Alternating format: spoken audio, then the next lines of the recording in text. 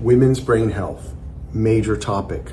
And you know, it's interesting because a woman's brain and a man's brain, the different measurements that have been done show some differences in connectivity. So if you think about a bunch of wiring going on in our brain, right to left, front to back, there's differences in those connections statistically between men and women.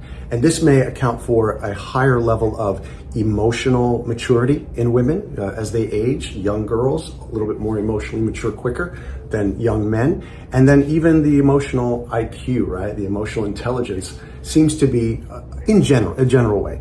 In women, they seem to be a little more evolved in that, and we're still evolving. But let's talk women's brain health because it's important. We have differences. What are the main things that affect a woman's brain? Hormones. Also a man's brain, but estrogen is very crucial, and testosterone balance in females in terms of brain health. In fact, if a woman has a concussion, a head impact in a certain part of her cycle, it can cause her to have a longer recovery time.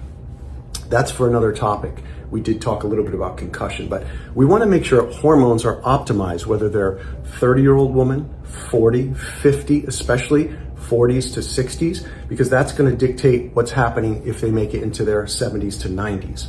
So we do assess through, of course, blood work, lab work, sometimes saliva testing, what's going on in the hormone profile, and then how do we help to optimize. It's always about optimization. Optimization is what we're looking for in terms of brain health, and hormones play a big role, so we can really help dial that in for ladies. Number 2, stress.